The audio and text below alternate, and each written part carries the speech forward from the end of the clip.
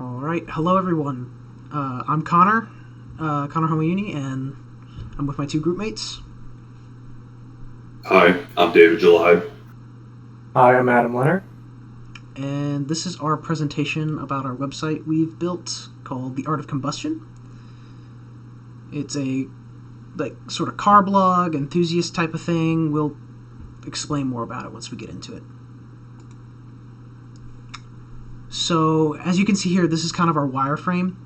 It's a little bright on our recording software. We're not sure why it's doing that, but basically we laid out the layout and kind of how we wanted to have everything organized.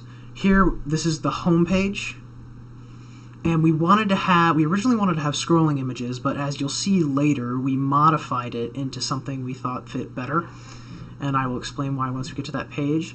And then this was the original layout for how we kind of wanted to do our just general topic pages, but we ended up switching things up depending on who, because like David wanted to do more pictures and videos dealing with his cars, and Adam wanted to do more of traditional history and then more specific car details. So we ended up switching up depending on who was making the page.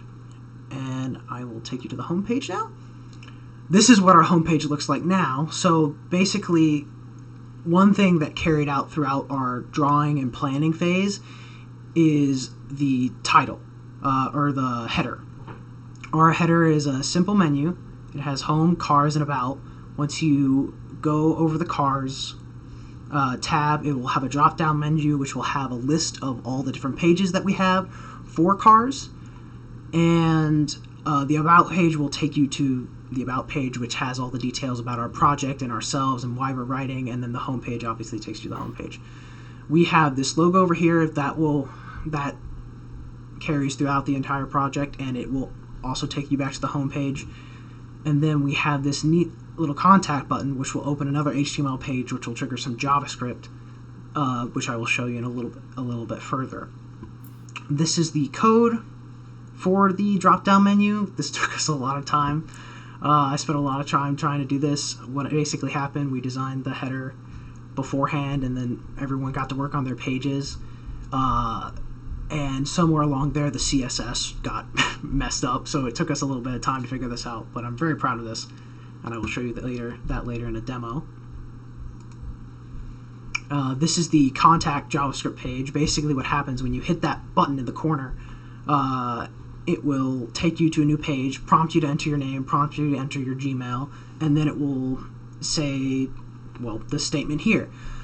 Currently, right now, it doesn't send the email to like a database or anything, and that's just because it's local, and also you're limited on time. But that's one of the features that would be cool to add in the future if this were to be made a real website. And now I'm going to turn it over to David for him to talk about his pages. Thank you, Connor. So for my two pages, I started out with JDM Cars, or also known as Japanese domestic market cars. And for this one, I really wanted to keep the page simple with good visuals and good history as well. With my history, I've more or less focused on the JDM culture rather than just the cars and facts and the specs. I really dive deep into Japanese car culture and, what really made the JDM culture, a culture rather than just the cars. And over there you can see, HTML page. It was very simple, minimalistic. Next slide, please. And I also included some of my personal favorite JDM legends, but also, these cars are also legends around the world as well. And I include the specs for these cars, but I've also included the history as well. And, the three cars, you can read them as well, very minimalistic as well. Next slide, please. So, and for my second HTML page, I also worked on rally cars. Now, rally has a huge history, But for this one, I mainly focused on the Group B category, in which I wrote, I dived into the history of it, similar to my JDM car page. I went with the history, and then onto the next slide. Next slide, please. I chose one or two of the Group B legends, the Lancia Delta and the Audi Quattro. I included their history and their performance in the World Rally Championship, and I also included some clips as well. And same with the JDM car page, I also included clips in that one as well. And for me, I chose to do supercars. One of my slides, I chose to do supercars. Mostly with my page, I chose to do in the beginning a small bit of history of the supercars brand, because supercars is actually a very recent type of car, and it's mostly used. I'll give you a brief history. It's mostly used and collected by the wealthy, powerful, and the rich. So it's not your average everyday person's car. It's mostly for the wealthy. They're high-performing cars, and they're very expensive. They can also be referred to as hypercars. And I gave a specific example of the 2020 Audi R8 Coupe, and I gave a little image there, and then a description of the car from a manufacturer and or consumer. And then I gave a little box below that of the specs, which has to do with horsepower, torque, how fast it gets from 0 to 60 miles per hour, and what type of drive it's in. And this type of car, the Audi, is all-wheel drive. And then I gave a link to where you can buy it, or if you want to find out more information about it. On to the next page. For my second car that I chose the McLaren 570S. And I got a little picture there of the car, and then the description of the car from the manufacturer, specs, same as before. And then there was a footer at the end that gave our trademark logo. And then here's the HTML code for it. There's the header is the same for all of them, and then got other stuff in there. Slide. And then this is a continuing part where I had other stuff coded. And this is a vintage 4x4. The vintage 4x4s are mostly trucks because it's 4x4, and 4x4 means four-wheel drive. And for something to be labeled as a vintage car, it has to be older than 25 years old. And that's the classification for it. And usually ones that aren't very rare are not worth a lot of money. They're priced as low as $10,000. And then the rare ones that are collector's items or collector's cars go up to $75,000 plus. They're very expensive. And then in the same sort of point as my other slot is supercars. Go back. As the supercars, I chose the Jeep Renegade, and I gave a picture there. I gave the description and the specs with a link to where to buy it. Yep. And then I chose the Mercedes-Benz G-Class, which is a more recent car. It was made in 1990, which is the most sort of recent type of 4x4 car. And we gave picture, description, and the specs for it, and then we have our little footer at the end. On to the next page. Then here's the code for it. It has a lot of code in it. It took me a little bit to code all this out. and get the formatting correct. The formatting was the hardest part for both of these slides because the spacing wasn't there and I had to mess with it a little bit to get it to be formatted. Page. Same thing, got continued code.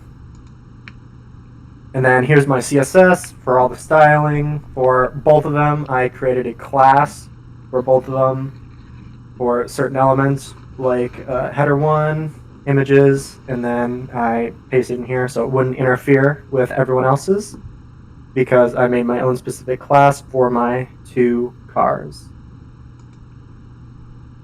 Here's continued. Next.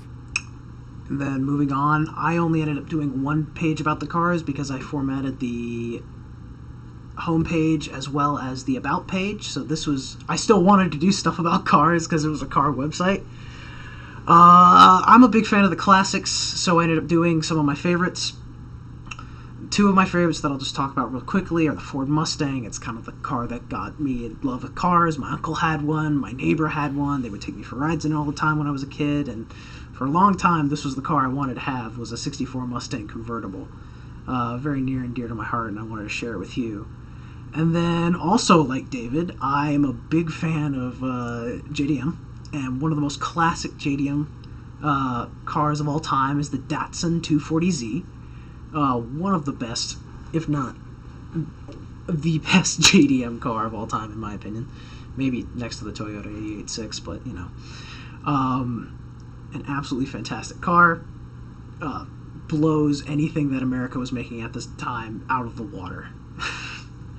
And then I just went into detail. This is kind of how I split it up into the CSS. A lot of my pages have these kind of block layout, and what I tried to do, because I was really interested in this, was make it so, and you might see this in the demo later on, is make it so that when the page is stretched and deformed, the page flexes with it. It's great for mobile design. That's kind of why I have this flex block layout. It's very, very exciting, very cool. And then this is the About page. It basically just shows information that we've already previously given. And then it's also a page where we can put the student information, so like how we split up the work and stuff. I really enjoyed working with David and Adam on this project. They were very good partners. And then this page just kind of goes into detail about what we'd like to talk about and stuff. It's nothing too crazy. And then that's the end of our presentation, but I would love to show you kind of how our code works. So if I can just bring this up, this is our homepage, and then I also need to bring up there we go. I'm gonna move this out of the way. So this is what our homepage looks like. Scrolls up and down. Each of these boxes takes you to the perspective page. So like now I can click on JDM Cars, and it takes us to David's page, where he has videos of actual drifting, which I think are really cool.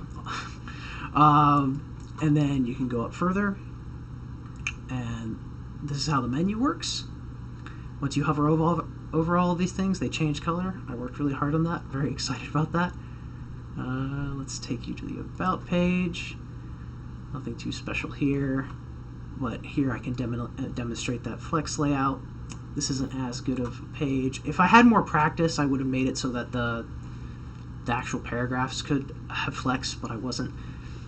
I needed a little bit more time, and this project was a little bit under the wire. And then I can better show that off on the Classic Cars page, because here it flexes really well. And that's perfect for mobile viewing. And then I guess I'll also show up the JavaScript page. So put that. You can make it a little bit larger. I can't make the JavaScript page larger, unfortunately, but this is what we have. I didn't end up typing in anything good, but for now, that's our presentation. And we'll click on the logo to take us home. Oh, that's also flex out as well. But yes, this is our project, and we're really proud of what we got done in such a short amount of time.